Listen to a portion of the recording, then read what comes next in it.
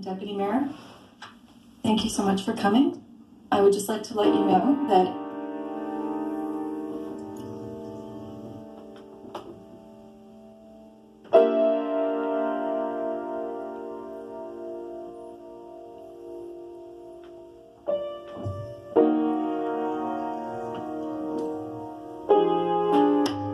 this meeting is now resumed. Members, please join me in a moment of silence to remember the following person who has passed away, Ida Hotskinner.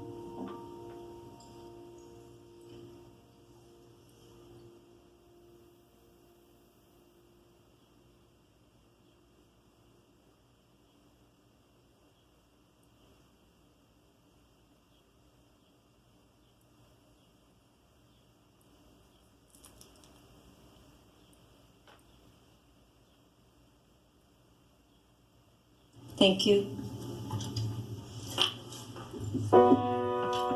Members, with us this morning are the Mayor and Deputy Mayor of Kyiv, Ukraine, and I would like to call upon Mayor Tory at this time.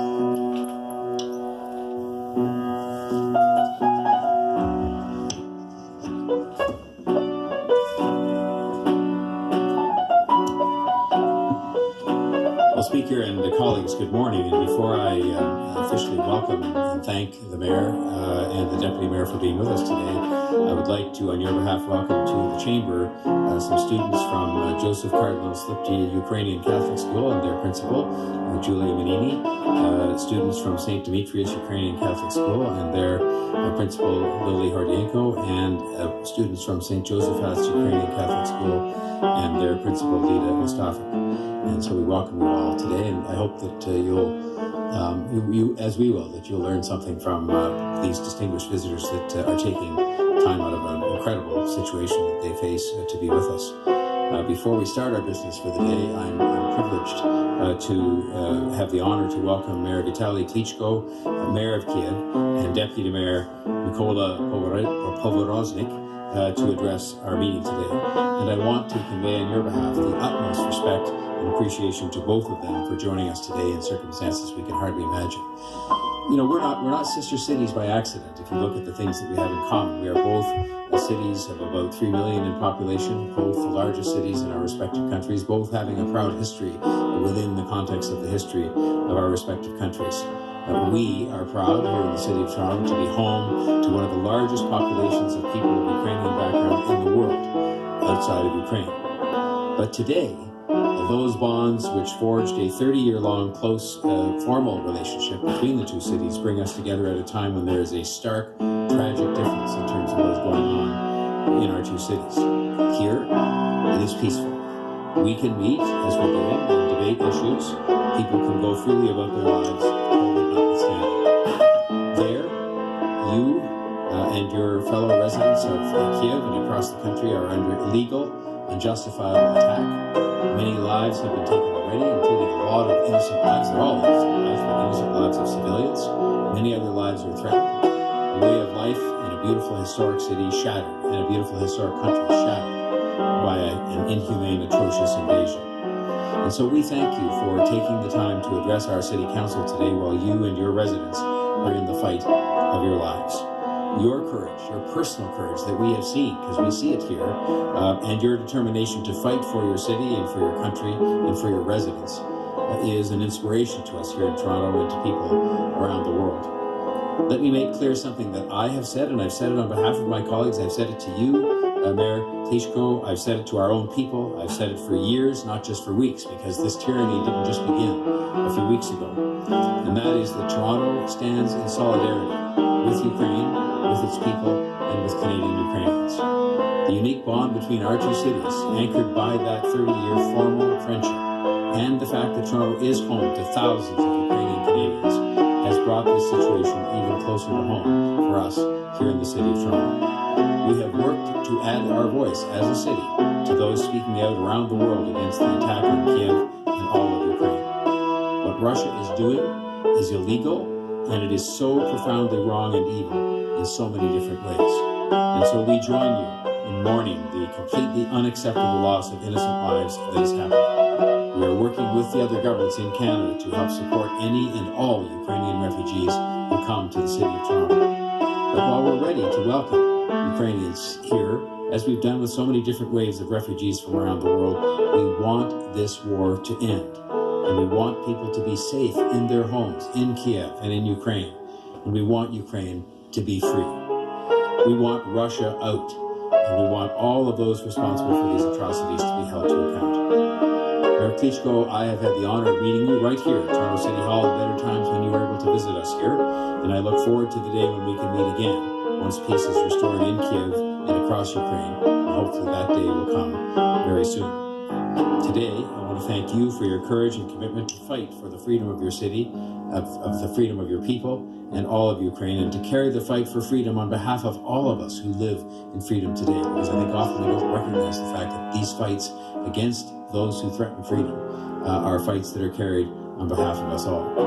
I want to thank you for sharing your message with our council, with our city, and with everyone listening here in Toronto today and beyond the City of Toronto. And I want to acknowledge, and I'll introduce him in a moment, or he'll introduce himself to thank you after your remarks. Both the Mayor and Deputy Mayor. I want to thank Deputy Mayor Thompson for helping to facilitate your presence here today. And so with those remarks having been made and very sincere statements of solidarity coming on behalf of the entire council, myself as mayor, and the entire population of the City of Toronto, it is my privilege to formally welcome Mayor Klitschko and Deputy Mayor Povoroznik of Kiev to address City Council. Moje zdobojo, slava Ukraini.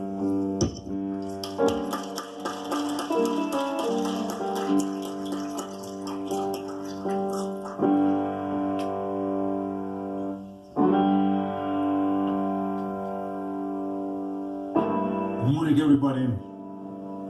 First of all, with regards to our sister city, Toronto, good to see you, colleague John Tory. Good to see you to everyone, and I want to say we very appreciate and very thankful for everything what Canada do it right now for Ukraine, for your political support, for your economic support, to take refugees from Ukraine, to make humanitarian support of our country. And also it's very important right now for Ukraine to receive defensive weapons from our partner. From beginning, I want to say that every one of you have to understand the reason of this war, of this senseless war, what happens right now to our home country. The reason is simple. We Ukrainians want to build a modern, democratic country and be part of European family as democratic family, democratic countries.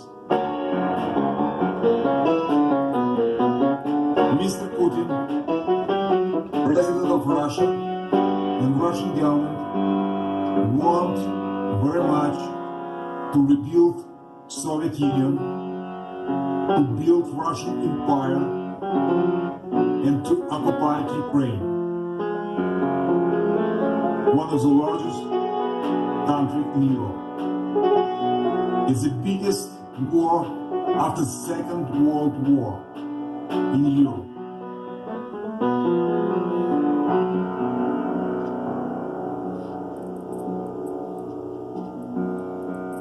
Russian Federation broke all rules. All principles. We, Ukraine, was always peaceful country, where live peaceful people. We never was aggressive to anyone. That's goodwill. In 1994, Ukraine was the third country in the world with nuclear weapons. We give up our nuclear weapons with a guarantee our territorial integrity and independence. And the Russian Federation was one of the countries who make a guarantee for that. Please don't believe on Russians. Always Russian lie.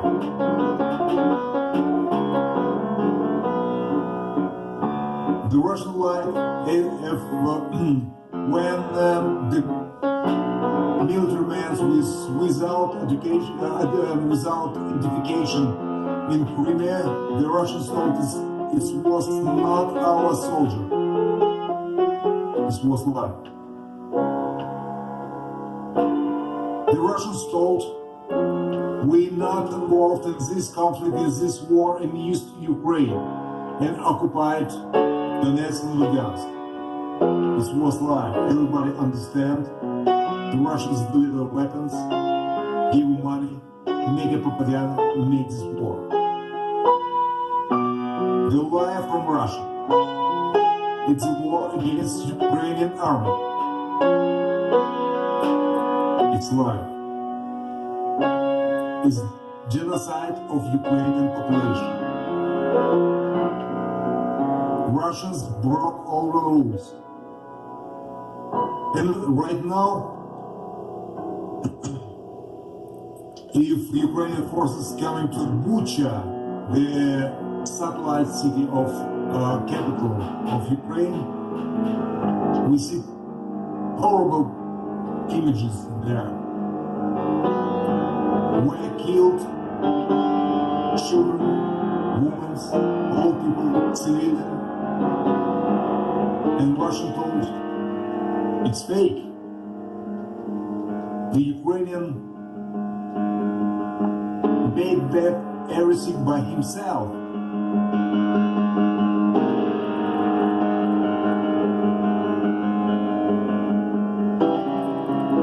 It's a very difficult situation. Right now, it's a critical situation. It's big drama. It's big drama for many cities in Ukraine. Mariupol totally destroyed. Kharkov destroyed. Chernihiv destroyed. Bucha, Irpin, Gostomel, Borodyanka, totally destroyed. No simple one building stay there without damages. We got together with Nikolai was just a couple of days ago after Russians left. It's we, everybody, not just we, it's whole world was shocked. I saw by my eye a woman over 70 was killed. Grandma. Children. The cars where the refugees ride with big letters children. The all cars with the holes from bullet inside the blood. We can't find the bodies.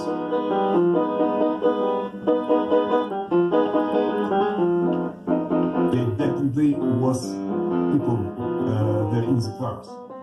Many cars. 300 civilians died. And right now we guess it can be much, much more.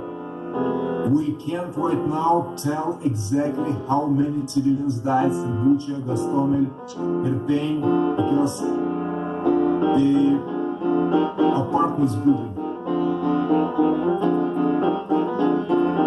with many floors totally destroyed right now. The people try to find the bodies there. not just for the city, it's big strategy for all Ukraine, for many countries, and also I want to say it's big strategy for Russia.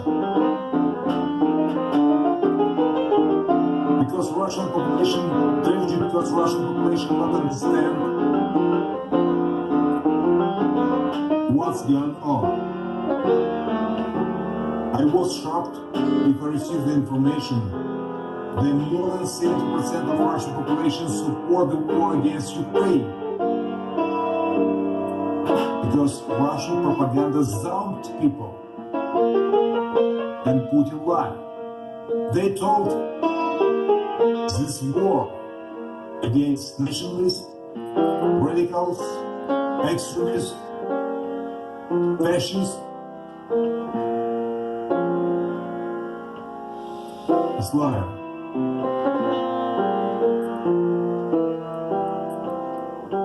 It's liar because if we see in what happens in our city, the war against Ukrainian population, against everyone of Ukraine, every Ukrainian.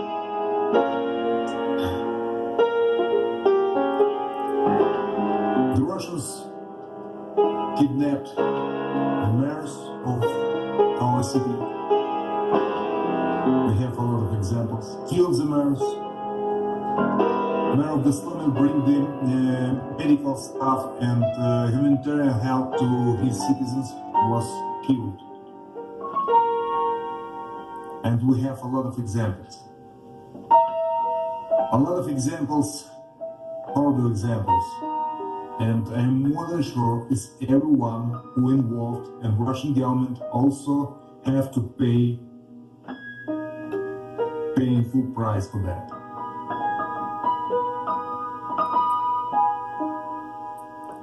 I am, be honest,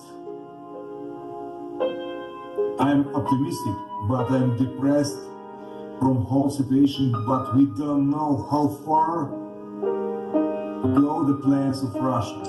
They want to rebuild Soviet Union, and where the Russians' plans stop.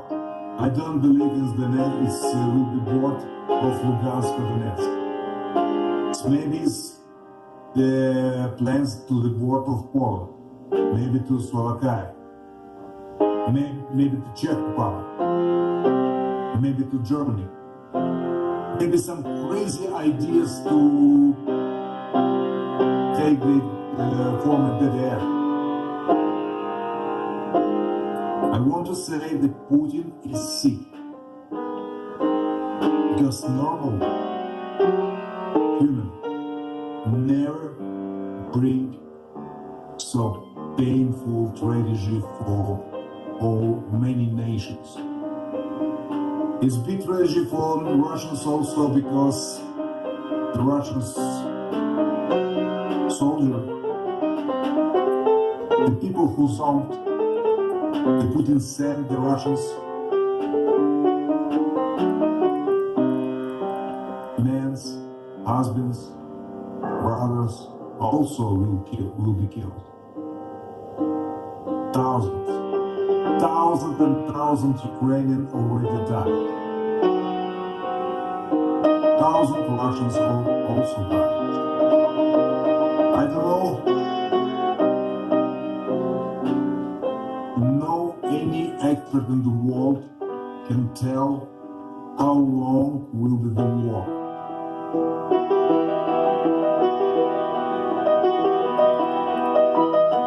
We expect in the next couple of days the main activity will be in east of Ukraine.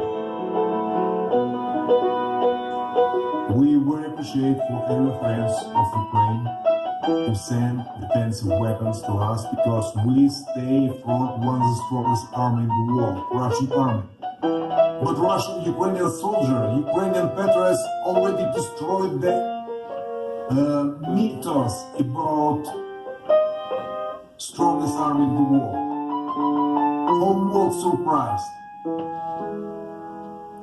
how Ukrainian patriots defend our city and our country. I can explain to everyone why Ukrainian soldiers so tough. We don't have so good equipment as Russian army. We don't have so many rockets, planes and tanks as Russian army. We don't have as Russian army, but we have something what doesn't have the Russians. Simple explanation. We, Ukrainian, fighting and defending our cities, our families, our children. The Russian soldier paid for this war with the money. We are ready to die for our children and for future of our children. I don't know, the Russians ready to die for the money or not. I hope everyone understands. We died to defend our children. They fighting for the money.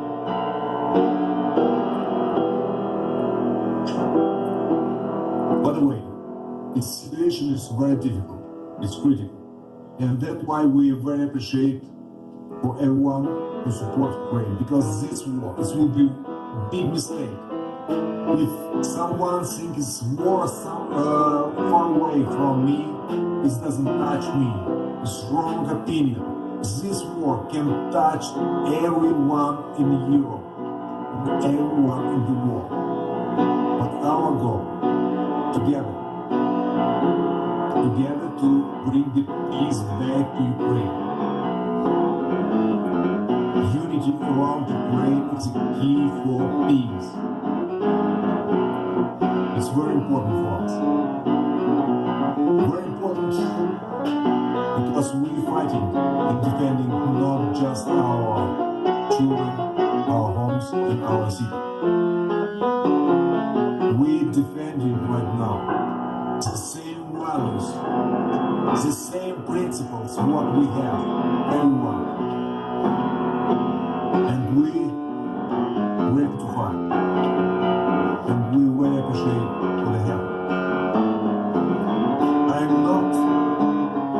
I'm a little bit disappointed from some politicians in some countries. Some politicians try to be half-pregnant. On one side, they told, we are for the peace in Ukraine. On the other side, they are not ready to make a sanction against Russia. And every business communication with Russia, it's support of Russian army. Because every cent, every dollar, what Russian Federation became from the partners, they invest not to the economy, they invest not to the people in Russia, they invest the money to the army. And after that, they support army. And after that, we have horrible images from Ukraine. And that's why today is war, black and white. If you support Ukraine, stop finance, Russian army, stop business communication, trade communication with Russia. Because the money, what you receive from Russia or you send to the Russia is bloody money. And blood of this money is Ukrainian blood. And I hope is everyone understand it. Sanction work well. We need help support with the sanction. We need support with this defensive weapon. I want to say defensive weapon because we defend our country, our home country. And we very appreciate for everyone who stay together right now with Ukraine. Because everybody have to stop this war. this bloody war.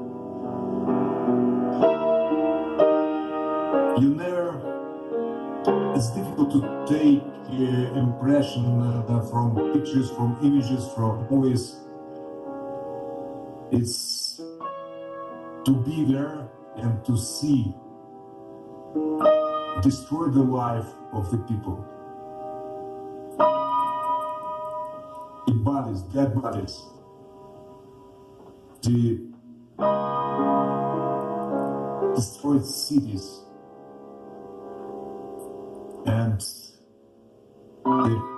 everyone who was occupied and everyone who after the occupation see the city, see the images really shocked.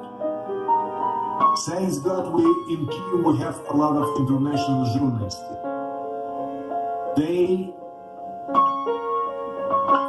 show the whole world what really gone in Kyiv. We don't have an international journalist in Mariupol, in another city in east of Ukraine, but I'm more than sure the images can be much more worse than from Bucha or Irpin or Asava. And one more message. We have to stop Russian propaganda. The propaganda zoned population in Russia, and propaganda work pretty strong everywhere in Europe, in the world. And the weapons, it's also weapons, much more effective and dangerous weapons than tanks, planes, or rockets. The Russians try to zone people, and it's play lie. One example, just Russian TV station, Russia Today, have much more budget than capital of Ukraine, more than $2 billion US.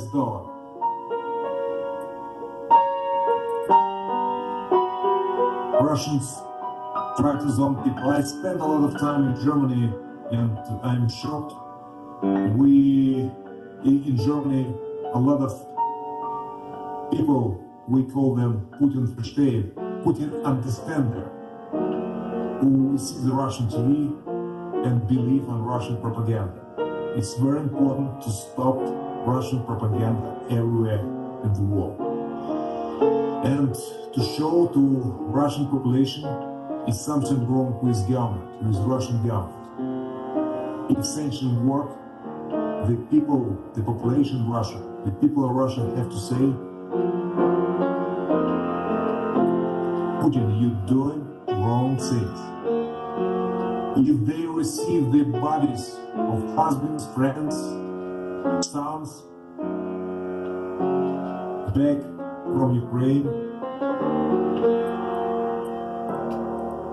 they have to say, they have to ask the Putin what's going on. The main task to stop that, to stop this bloody war, and we don't know how long this war will be and when the war will finish. The Russians told to us, let's find a compromise, let's find a solution. I don't know what about they talk. Which compromise? They occupied our country. And right now they told, give to us some part of your territory. It's compromise? No. We everybody hope of diplomatic solution to, but be honest, I doesn't have answer. I'm not involved in the negotiation process between Ukrainian and Russian side, but it's difficult to say where is compromise, where is solution, and but we hope, we everybody hope, it's every Ukrainian everyone from 14 million population in Ukraine have hope to bring back peace to our homeland. Sorry for a long speech. I can explain a lot of examples what we have in Ukraine. Just one little statistic. We have in capital, we from rockets attack destroyed more than 100 buildings, 14 schools and 7 preschools, killed more than 100 civilians, 4 children, and 16 children right now in hospital in critical condition. It's genocide. It's genocide. Right now, in a couple of days, a little bit quiet. We doesn't see, we doesn't hear the sirens because almost 1 week, big part of our population spent in underground, in some way, in bunkers to try to find a safe place, because nobody in our city, in our country, have guarantee to stay alive, to be safe.